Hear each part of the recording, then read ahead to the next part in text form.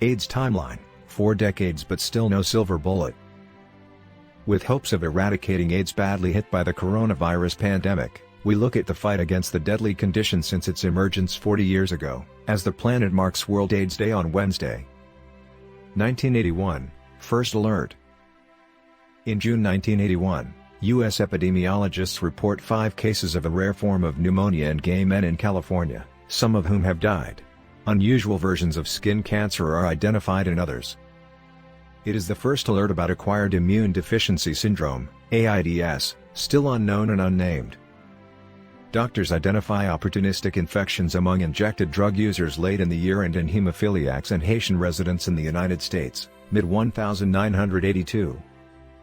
The term AIDS appears for the first time in 1982. 1983, identifying HIV. In January 1983, researchers in France, François Barré-Sinoussi and Jean-Claude Sherman, working under Luc Montagnier, identify the virus that might be responsible for AIDS. It is dubbed LAV. The following year, U.S. specialist Robert Gallo is said to have found the probable cause of AIDS, the retrovirus HTLV3.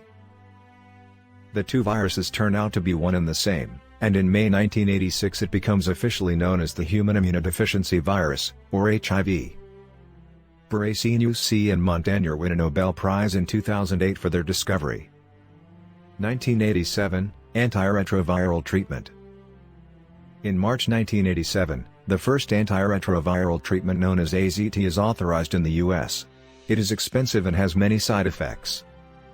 The World Health Organization, WHO, declares December 1, 1988 the first World AIDS Day, to raise awareness. By June the following year, the number of AIDS cases worldwide is estimated at more than 150,000. Early 1990s, falling stars. U.S. actor Rock Hudson is the first high-profile AIDS death in October 1985.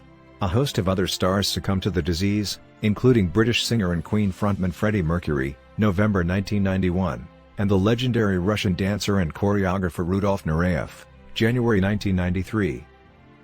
In 1994, AIDS becomes the leading cause of death among Americans aged between 25 and 44.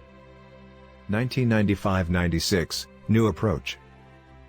A new class of drugs signals the start of combinations of different antiretroviral therapies. Called tritherapies, they provide the first effective treatment for HIV, although they are not a cure and remain costly. 1996 is the first year in which the number of AIDS deaths declines in the U.S. 1999, 50 million infections. A report released by WHO and the Joint United Nations Programme on AIDS, UNAIDS, in November 1999 estimates the number of people infected with HIV since it first appeared at 50 million, of whom 16 million have died. Africa is the hardest hit continent, with 12.2 million cases. 2001, generic medicines. After an accord signed in 2000 by UNAIDS and 5 major drug companies to distribute affordable treatments in poorer countries, a deal is signed on November 13, 2001 at the World Trade Organization to allow developing countries to make generic medicines. 2012, HIV Shield. In July 2012, the first ever daily pill to help prevent HIV infection is approved by U.S. regulators. Truvada is a pre-exposure prophylaxis, or PrEP, taken by high-risk people who are HIV negative in order to prevent them from being infected. 2017, treatment spreads. For the first time ever, more than half of the global population living with HIV are receiving antiretroviral treatment, UNAIDS reports. Today the proportion is 3/4, 27.5 million people are being treated out of 37.7 million who are infected, according to UNAIDS. 2020-2021, impact of COVID. The COVID-19 pandemic undermines UNAIDS' goal of ending AIDS as a public health threat by 2030.